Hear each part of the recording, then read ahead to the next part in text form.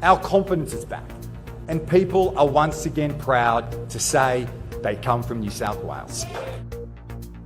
Dominic Perrottet urges voters to keep New South Wales moving forward as the Liberals hold their state election campaign launch 13 days out from polling day.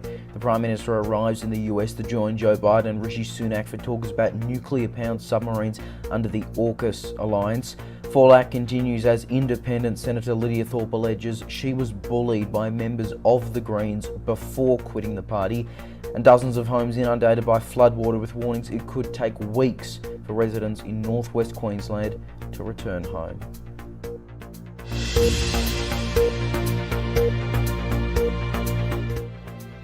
Good evening. Dominic Perrottet is urging voters to keep New South Wales moving forward as the Liberal Party holds their 2023 state election campaign launch.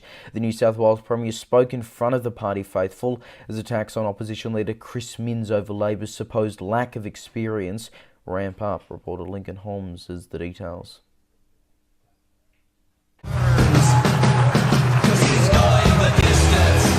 They've been in government for 12 years. And are now looking for another 4. Our confidence is back, and people are once again proud to say they come from New South Wales. The Liberal Party has held their state election campaign launch, with the Premier urging voters to keep New South Wales moving forward. Dominic Perrottet wasn't the Premier when the coalition last won in 2019, but it's now been more than a year since he entered the role. And I know nobody who is more passionate and driven to make New South Wales a better place than Dom Perrottet.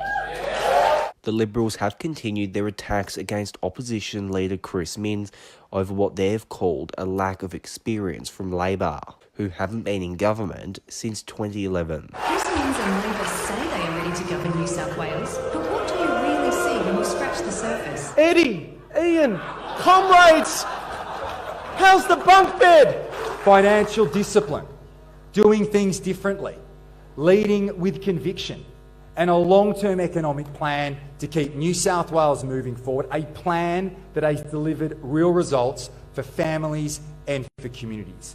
And all of this, in spite of a Labor Party opposing every positive reform. All candidates from all parties have now been locked in, and polling indicates it's going to be a close race. The state election is now just 13 days away.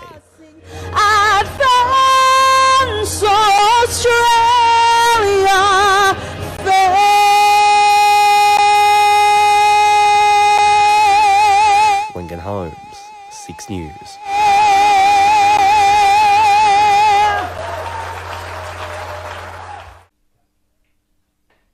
And the coalition will be without a candidate in the regional seat of Cessnock after the Nationals dis-endorsed their candidate. According to News Corp, Ash Barnum made social media posts that included references to women being bad voters and comments about the LGBT and Jewish communities. Nominations have closed, meaning it is too late to replace him.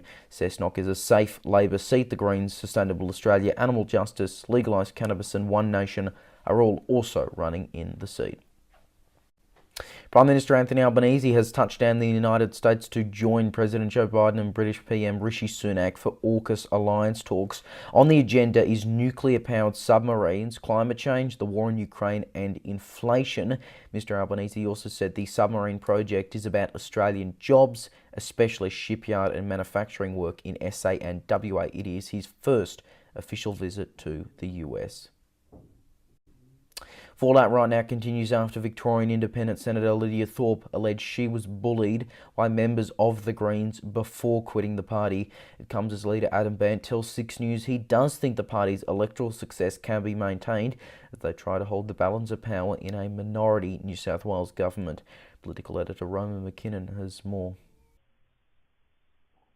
The Greens are right now dealing with allegations that members of the party bullied Victorian Senator Lydia Thorpe. Speaking to the ABC, the now independent senator has claimed that several Green senators bullied her, a major factor in her decision to leave the party. Senator Thorpe also alleged several days ago that she has been sexually assaulted and harassed by Coalition and Labor MPs. I was undermined, as I said. and I was bullied and I felt unsafe, and I raised that a number of times to no avail, and so I've followed through with a parliamentary workplace support people to say I want my workplace to be safe. Do you have any indication of why people undermined you within the party, why you were subject to those behaviours? In the first instance, when it started to happen, I kind of just took it on the chin and thought, don't make too much of a noise here and just go with the flow. Some behaviours, I was patted on the head in the chamber by a Green senator, and I was completely demoralised. And even thinking about that still, hurts me. I've never been patted on the head by anybody, and I'm nobody's little black girl. And that's how I felt. I felt belittled, and I let that one go. I let that go. I held on to that and hoped that things would get better, and they got worse.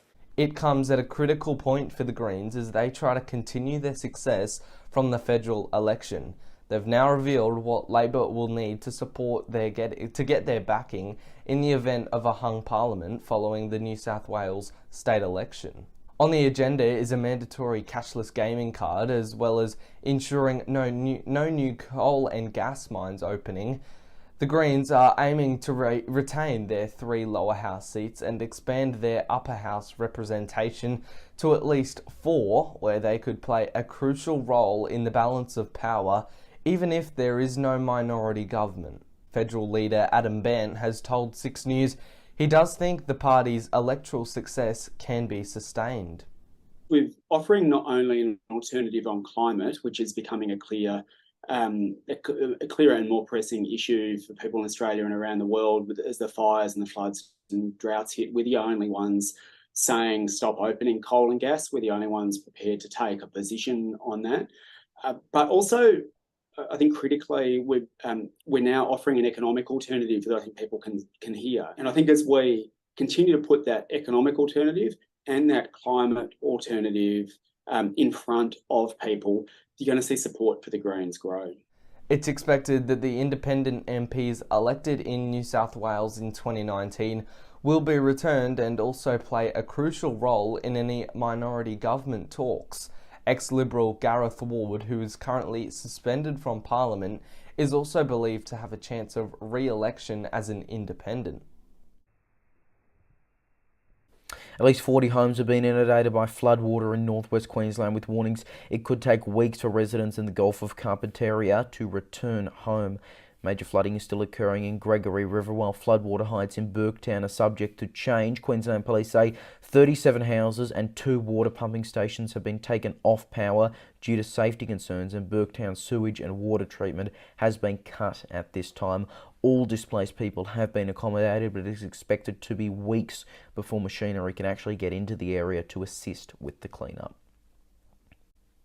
3 people, including 2 children, have died following a single vehicle crash in northern New South Wales overnight. Around 9:30 last night, emergency services were called to the scene around 30 kilometres south of Grafton after reports a car had left the roadway and struck a tree. Police say the 43-year-old male driver, as well as a 14-year-old boy and 11-year-old girl, who were both passengers, died at the scene. A report will be prepared for the coroner. Well, tomorrow marks 2 years since Mark McGowan led Labor to a landslide victory that saw the party take control of both houses of Western Australia's Parliament. In a special report, 6 News will speak to independent daylight saving MP Wilson Tucker and WAMN News contributor Peter Kennedy to discuss where WA stands halfway through this parliamentary term. Now, we did reach out to Labor MPs. They were unable to arrange an interview before the air date. We also reached out to the Liberal Party, also not getting any response back there. McGowan's majority 2 years on airs after the news tomorrow night on 6 News, and you can watch on demand anytime by subscribing to us on YouTube. Just search 6NewsAU to find us. Returning now to the New South Wales state election, which is just 13 days away, and Simon Earl will be the Labor candidate for the Liberal-held seat of Miranda. Now, he contested the federal election last year in then PM Scott Morrison's electorate of Cook. Six News started off by asking him why he's decided to run again. If you look back to the federal election, yeah, I did run in that, against the Prime Minister, who's very popular in this area. The defeat that I suffered at the hands of the former Prime Minister was actually really a victory. I mean, we got a 6.6% swing, which is good in a very safe Liberal seat. Through that process, a lot of people sort of looked at me and said, look, here's a guy who's been a local for a long time. He's passionate about certain things. He's willing to put his hand up, even in a seat that he knows he's really going to lose, because let's face it, there wasn't a real chance. Only two sitting Prime Ministers have been defeated before. So on the back of that defeat, people saw something, I think, in me that they liked the look of, and I was approached during the election and after the election by a lot of different people to say, we should get you to run again. There were people on pre-poll actually for the Liberal Party and the Independents that said they'd support me if I went again. So I think just the fact that people across the community were reaching out to me and saying they'd like me to have a go, I saw that really as an honour, and also as a member of the community, really a duty that I owed my community to actually go again. This is a place I've lived for a long time. All my family's been here. It's been great opportunities, a great lifestyle, and this is really a chance for me to give something back to the community that's given my family and me so much over the last 30 years. So Miranda's a really interesting seat, because I think the last results back in 2019, a few minor parties running, but in terms of Labor's vote, you're about, I want to say about 25%, Liberals getting to about 50% on primary alone. Put simply, what chance do you think you have here? I mean, your name is out there. That's something. You're not some brand new candidate who's never run in an election before, as we just discussed. But, even in an election that is, looking like it's swinging against the Perrottet government, it's still a really safe seat here. Look, it's pretty safe and the margin's big, but Miranda's one of those seats, it can flip. Barry Collier held it for 3 terms from 1999, then he won it again in a by-election in 2013. So, it can flip. And what I'm hearing from people, as I get around the electorate, there's a lot of people who aren't really happy with the current member. They'll say things like they're unable to actually even get her ear. They can't get a meeting with her. They're saying that she doesn't listen. Local businesses have said they haven't actually seen the local member since Barry Collier was around in 8 years ago. So I think there is a bit of an appetite for change. I'm not going to sit here and say I'm going to win it, but I'm not saying I'm going to lose it. I think I'm actually a real chance, and that's the feedback that I'm getting, I guess, from around the electorate. And as you said, when you're looking at Miranda historically, even though we are really in a blue ribbon area throughout the whole Shire, it is one of those seats that has shown before that they can change. Yeah, it's fascinating when you look at just like the Wikipedia graphic: Labor, Liberal, Labor, Liberal, Labor, Liberal, Labor, Liberal. Will it go back to Labor? We'll see here. But there's a number of big issues that are at play at this state election. Chris Minns talks about it a lot. Many people talk about it. In terms of local issues for Miranda, do you think there's anything that is specific to the electorate that you think is at play here, or do you think it might just be the general statewide issues, health being a major topic that I know was talked about at the Labor campaign launch? But yeah, anything specifically local you think's a big issue here?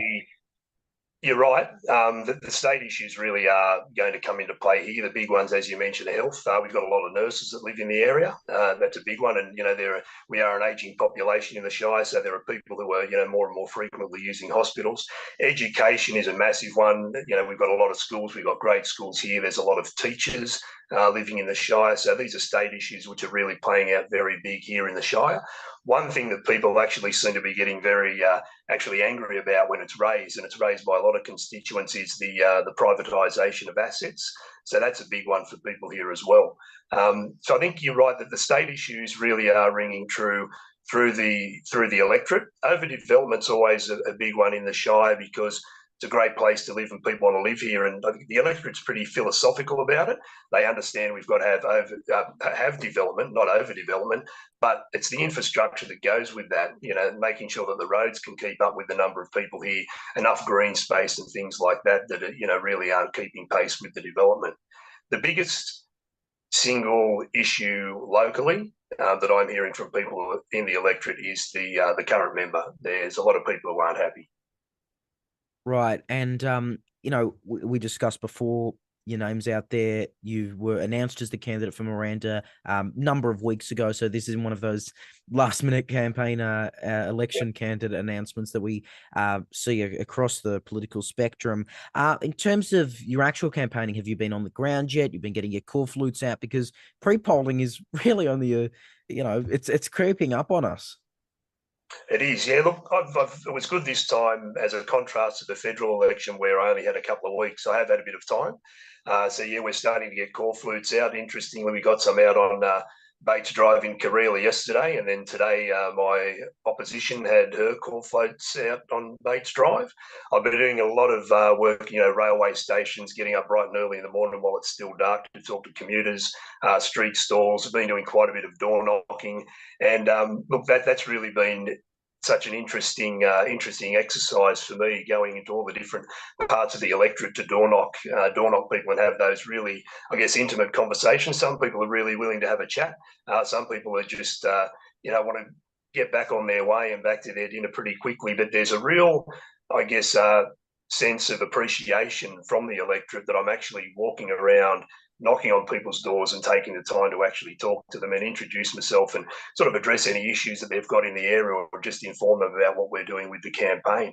So it's been great to have that opportunity to get out into the community, to meet with lots of not-for-profit organisations and community groups and get a real feeling for what it is, what are the hopes and aspirations for the people of Miranda. It's been a lot of fun. It's hard work, but it's been good. Yeah, what you just said there raises an interesting point, because across political parties, on the ground campaigning seems to be continuously cited as a successful, approach by candidates, especially in seats that many think, oh, no chance they can win there. So, is that considered and part of your? I don't want to really use the word strategy, but a big thing for you going on the ground, because when you've got and you've outlined it there that you've had people complaining, their members not on the ground, their members not listening to them. Is that something you think people will appreciate, that you're actually, even if they may not vote for you, you're actually out there? Look, I think it's huge. It's absolutely huge, and people are pretty astute, but people make judgments fairly quickly. And so if you're talking to people, you've got a fairly limited window to actually let that person see not only what you're about politically, but you as a person. What are your values? Where do you come from? What sort of experience are you going to bring into this job? So I think it's so important. I'm known very well in some parts of the electorate where I've lived for a long time, but there's a lot of people living here, and it's just to actually go out, have that opportunity to speak to them. I'm being received very well. The feedback's very positive.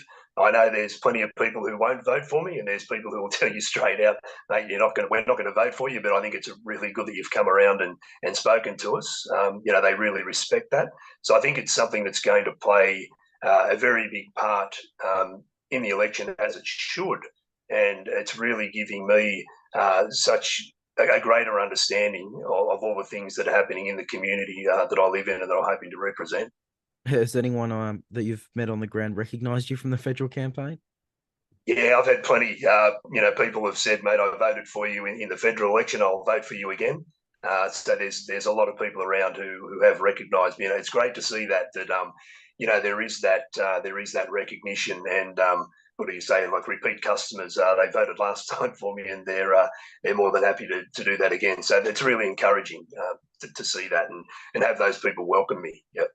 Right, and just finally, apart from Miranda itself, do you think in New South Wales, after 12 years of, well, I won't say 12 years of a Perrottet government, there's been a few Liberal premiers, but 12 years of the coalition in power, do you think after all that time there is finally appetite for change, that people do want to switch to a Labor government on the back of course, Labor's success federally? And this would be, in terms of states controlled on the mainland by Labor, this is the final domino that needs to fall for your party.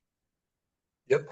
Look, I think there is mood for a change, and I think really, if you look at through the past, regardless of how well a government's done, 10 or 12 years, 3 terms, people tend to feel like it is time for a change. I think there's a lot more of that now because, look, some of state governments are there to provide services, and they've really neglected some of the really important things like health and education and public transport.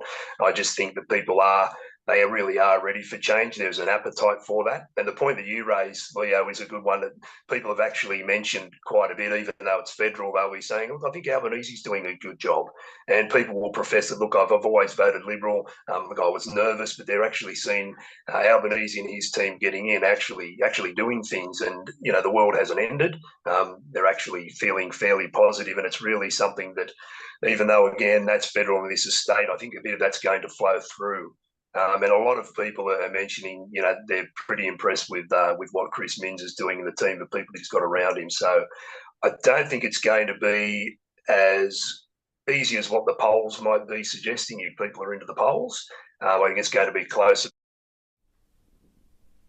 Simon Earl there, and now is Ivan Amelli with what's making news right now on WAMN News. Thank you, Leo. Tonight on WAMN News, Men's Talk, the local organisation sparking discussions on masculinity and mental health. A WAMN News exclusive. Refugee rights activists demanding more support for refugees on temporary protection visas. More families set to feel the mortgage crunch as interest rates continues to rise. And later, Dr. Andrew Miller's comment. Join us tonight on the WAMN News Facebook page and YouTube channel. Thanks to both Ivan and Melly there. Now taking a look at tomorrow's weather forecast right across the country. Brisbane showers, 29 degrees. A chance of rain in Sydney, 22. Top of 23 and partly cloudy in Canberra. Also 23 in Melbourne, down to 22 in Hobart. Adelaide back up, 23 there. 38 and sunny in Alice Springs, also sunny. 28 in Perth, and in Darwin a warm top of 32. A reminder of the top stories we're following on 6 News this hour, and Dominic Perrottet is urging voters to keep New South Wales moving forward as the Liberal Party holds their state election campaign launch. He spoke in front of the party faithful as attacks on opposition leader Chris Minns over Labor's supposed lack of experience ramp up. And Anthony Albanese has arrived in the United States to join Joe Biden and Rishi Sunak for AUKUS alliance talks. On the agenda is nuclear-powered submarines, climate change, the war in Ukraine and inflation. It is his first official visit to the US. That is 6 News for this hour. There is more news 24/7 on our website, SIXNewsAU.com, and on social media. Just search 6NewsAU to find us. More news coverage continues right after this. For now, though, I'm Leonardo Puglisi. Thanks for your company. Good night.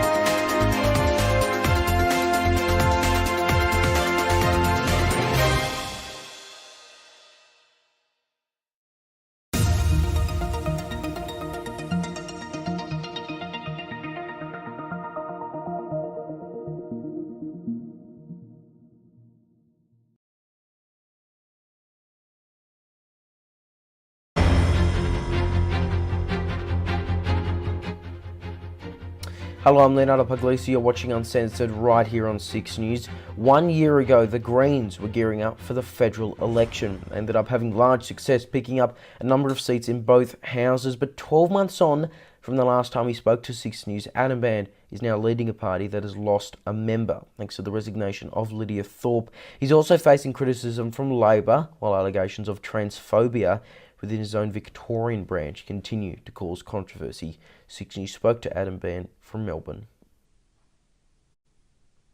Adam Bandt, welcome back to 6 News. Thanks for having me.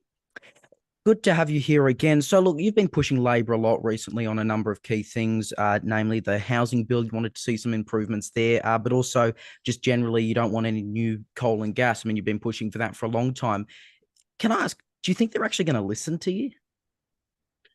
Well, the scientists, the UN Secretary General, our Pacific Island neighbours, the International Energy Agency that represents all of the energy producers around the world are all saying that the only way to meet climate goals is to stop opening coal and gas mines. It's not just us that are saying this. We haven't just got the science on side, we've actually got people on side as well. 66% of people aged between 18 to 34 don't want Australia to open new coal and gas mines, and it's 57% of the population generally. So we've got the science on our side, we've got the people on our side, and Labor will be hearing this message not just from us, but from the whole world. And that's why I think that their position of saying, Labor's position of saying that they want to keep opening coal and gas mines in the middle of a climate crisis is ultimately untenable. Barack Obama stopped coal exploration on federal lands. I mean, this is people are starting to listen to the science around the world, and Labor's continual expansion of coal and gas is ultimately untenable, especially if they want to host a climate summit here. I mean, how are they going to justify to the rest of the world? They want people to come to Australia for a climate summit where the government is actively making the climate crisis worse by opening new coal and gas. Yeah, and just on the other thing, which is, of course, that that housing bill, you did face a bit of criticism from Labor MPs. I mean, it was spoken about on the floor, it was spoken about on social media, that you're, letting perfect be the enemy of the good. What do you say to that? Labor's housing plan makes the crisis worse, sees the crisis get worse. And at the end, if Labor's housing plan is implemented, then that housing waiting list for social housing and affordable housing will be longer at the end than it is now. And there's nothing in it for renters, and it locks in a real term funding cut to the amount going on housing. And some years, they're not spending $10 billion on housing. They're taking that money, putting it essentially in gambling on the stock market. And if the future fund doesn't return any investment in a year, there will be no spending on housing at all. So we've been very clear. We're willing to work with the government in good faith and to see legislation passed that makes the problem better, not worse, like that tries to fix the problem. That's what we're interested in. Instead of talking with us, Labor pushed through a vote in Parliament. I mean, I think people can see through what Labor's trying to do. We're in a massive rental crisis where rents are going up 7 times faster than wages, and reports out today suggest that they're going to go up even more. People are really feeling the pain, and they want solutions that are going to make the problem better, and they're not getting it from the government. And I know the government loves their little memes, and they're very quick to sort of get to put those out on socials and so on. But I think it's falling pretty flat because people look at what the government's actually got on offer and realise they're not treating the housing crisis with the attention it deserves. I mean, they pulled together ministers from all around the country and pulled Parliament back for a day at the end of last year and got state governments to legislate when they wanted to on energy. Like, where's the urgency about housing and the massive rental and mortgage prices that people are facing at the moment? So Labor can try that line on all they like, but I think people are seeing through it. Right. Now, something else that continues to make headlines was, of course, Lydia Thorpe's decision to leave your party. When she announced that, she said she couldn't properly represent the black sovereignty movement within the Greens. Why do you think that was? Look, she can speak for herself on that. Obviously, that's not the outcome that I wanted. And I made it clear to Senator Thorpe that she had the right under our constitution, of course, that she is able to vote differently from the remainder of the party on, say, the question of voice to Parliament, and also that she could continue being our First Nations spokesperson. She chose to go a different way. Obviously, wish she hadn't done that, but she's done that, and so now my job as leader of the Greens is to deal with the cards as they've fallen, I guess, and to now she'll be sitting on the crossbench, and it's my job to have a good and respectful working relationship with her. She left the party with a lot of respect from a lot of people in the party, and she was a strong fighter for her people.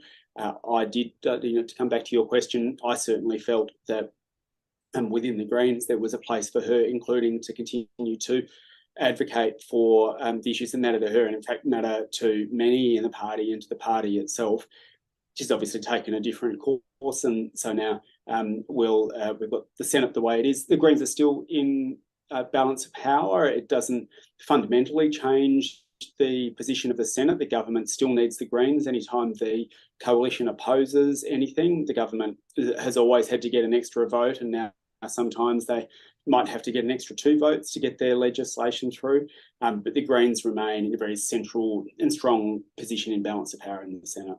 That is true. I mean, going from 12 to 11 is not a major increase in the decrease in the grand scheme of things. But her views on the Voice pretty well known even before she announced that a few weeks ago. Was that view, in your view, respected by the entire party room, that she maybe wasn't wanting to go with the Voice before treaty? I mean, you do call for truth treaty Voice yourselves.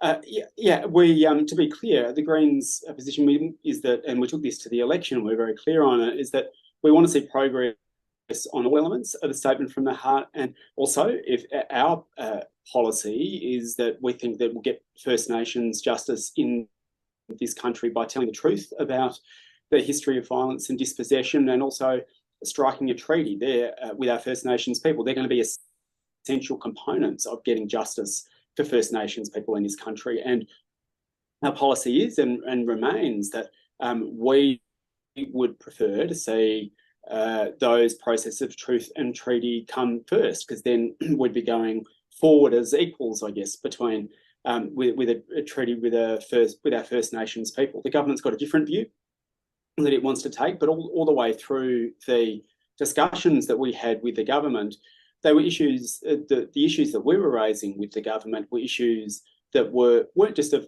concern to Senator Thorpe, they were of concern to the whole party room, namely, what does the government's approach mean for questions of sovereignty? We wanted to be sure that the government wasn't going to put the questions of truth and treaty on the back burner, that they were committed to implementing that in full, that they would take steps towards progressing that.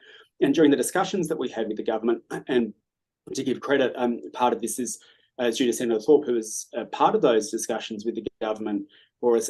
We managed to get some progress and some commitment from the government on those areas that we were concerned about, including the sovereignty and progress on treaty. And those were obviously relevant things for us when we were coming to the decision about how to vote. So those, I think in that respect, those issues that were being pushed about sovereignty and about treaty weren't just issues that were held by one senator, they were held by the whole party room, and we got some progress on those.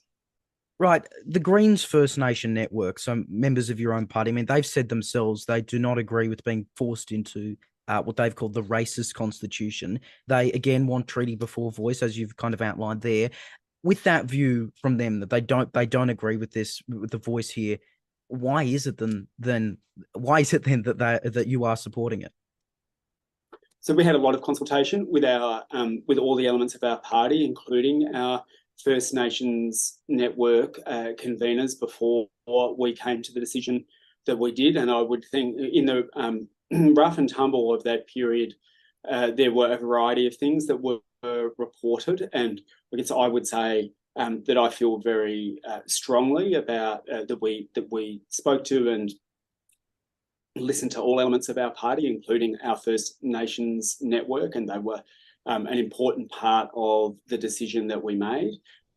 And I understand that there will be some people who may have Lydia's view, but in terms of the processes that we went through within our party, including hearing from our First Nations network, and again, if you sort of go back and have a look at actually what was reported about the discussions that took place in the consultation that we had, I think you'll see we went through a pretty good and strong process, and I think we have a very strong and good First Nations network within our party that is going to continue to have a really key role in our campaign during the course of the referendum, but also ensuring that treaty and truth remain on not only on the government's agenda, but the things that the government has publicly committed to do, that they will do.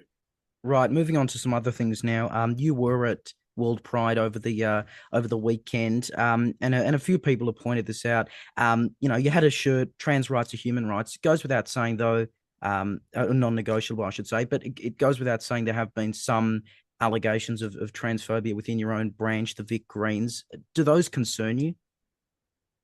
Look, we've got a very clear party position, a very clear federal position. Trans rights are non-negotiable, and I think our policy that we took to the election is one that I'm firmly committed to and that we're going to implement. And similarly, within the Victorian Party, there's a very clear policy, and there's not, as far as I'm aware, any suggestions from anyone that is going to be changed. And so, look, in a party, a big party like ours, you may have some people say some things, but what matters at the end of the day is what is the party's policy and what is it that the members of parliament will do. And on that, we are crystal clear. Trans rights are non-negotiable. It's a policy that we've got federally that I feel very, very proud of. And we're going to continue to implement that. And at the Victorian level, all of our MPs are going to continue to advance our very strong policy there as well. But does it concern you, though, that there, may be, as some have alleged online, that, people are going against that? It's been widely reported there have been various allegations. I know Senator Janet Rice, she has previously addressed this, but, is it a problem? Would you like to see action taken on people who may not be going on with such a, as you seem to have put it, a very critical policy and platform that trans rights are non-negotiable within your party?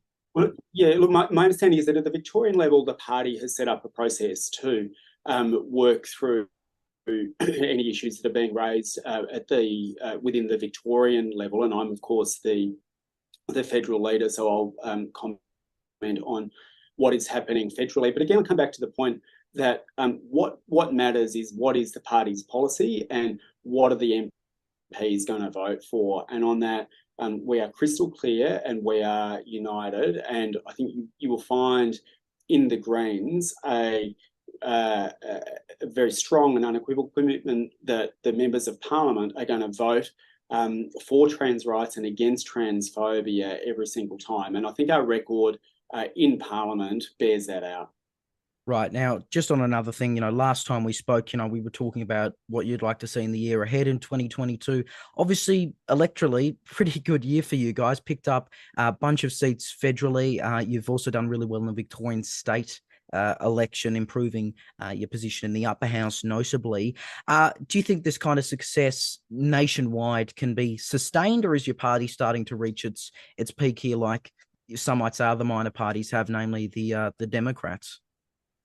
Look, I think it can be sustained, and there's a couple of things underpinning our approach. We're offering not only an alternative on climate, which is becoming a clearer and more pressing issue for people in Australia and around the world, as the fires and the floods and droughts hit. We're the only ones saying stop opening coal and gas. We're the only ones prepared to take a position on that. But also, I think critically, we're now offering an economic alternative that I think people can hear and see. And we're in a cost of living crisis that's part of a broader inequality crisis in this country. And we've got inflation really hurting people and rents going up 7 times faster than wages. But meanwhile, corporate profits are starting to go through the roof. And we're seeing that with the record profits from Woodside out today, profiteering off a war and off the climate crisis, from Qantas, from the Commonwealth Bank. And what's becoming clearer is that we're the only ones who are saying it's time for the big corporations and billionaires to pay their fair share of tax and put that money into things that will make people's lives better and help you deal with the cost of living crisis, like getting dental into Medicare. And that message that we took at the election, I think is starting to resonate even more strongly. And we spoke about renters before. I mean, no one from the government or the opposition is talking about renters. Like, where's their plan to deal with the massive rent increases that people are facing? And we're the only ones talking about that as well. And I think, unfortunately, it looks like these crises are getting worse, and the government is largely washing their hands of a lot of it and refusing to take on the big corporations, refusing to do things that would make everyday people's lives better. And I think as we continue to put that economic alternative and that climate alternative in front of people, you're going to see support for the Greens grow. And just finally, it's something that federally, state, Greens candidates, MPs often talk about, which is wanting to potentially have some kind of minority government. You, of course, were part of the minority Gillard government back in 2010. But, Labor, they've managed to get in with a majority federally, though slim. Do you think it's actually going to be possible to ever get into that position? Because even if, Labor maybe lost, a few seats at the next election, there's a wide range of crossbenchers and they seem pretty opposed to working with you guys. Look, ultimately, that's going to be in the people's hands, and it may well be in the hands of others, as you say.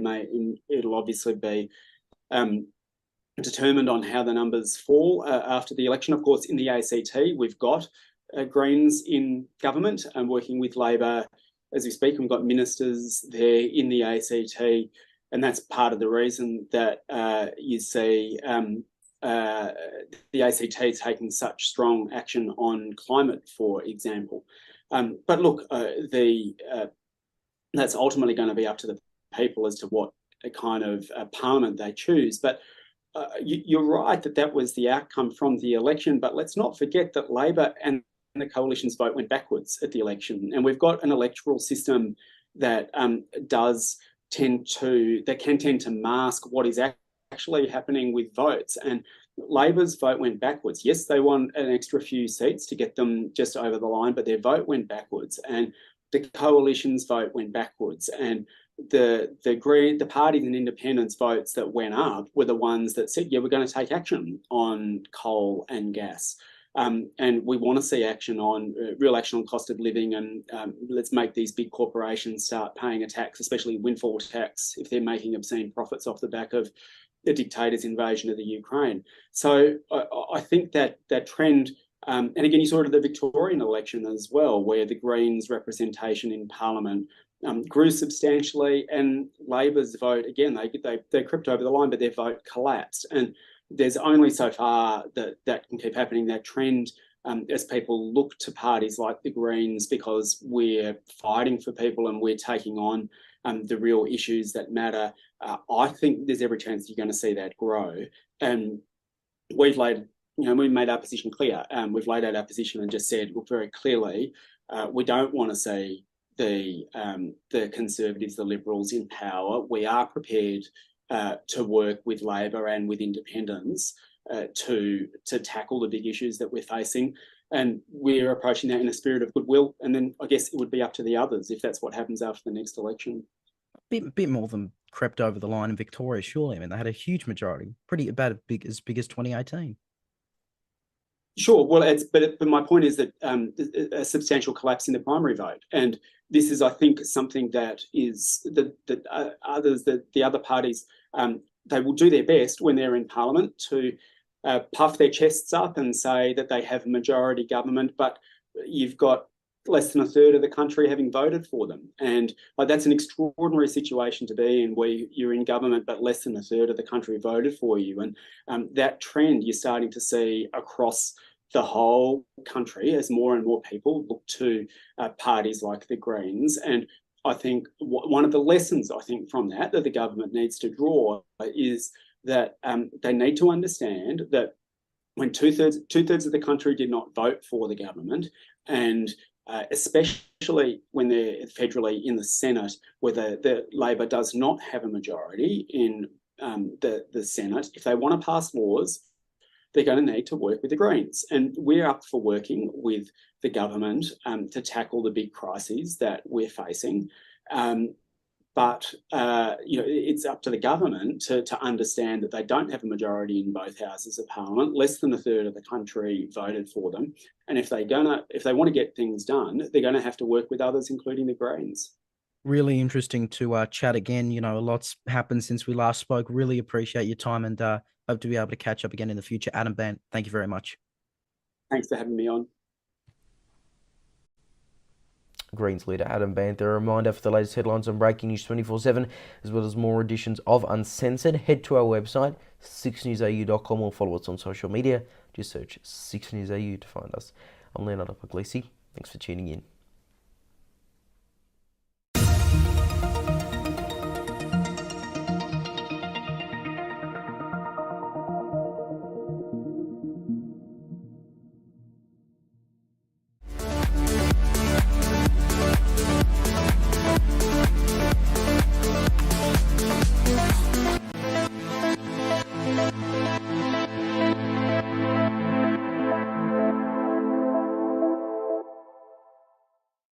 when big news breaks. It pains me to announce that I have no option but to resign from the office of Premier. Reimpose stage 3 stay-at-home restrictions effective from midnight tomorrow night. 6 News is there for you. This was a scene of what some are describing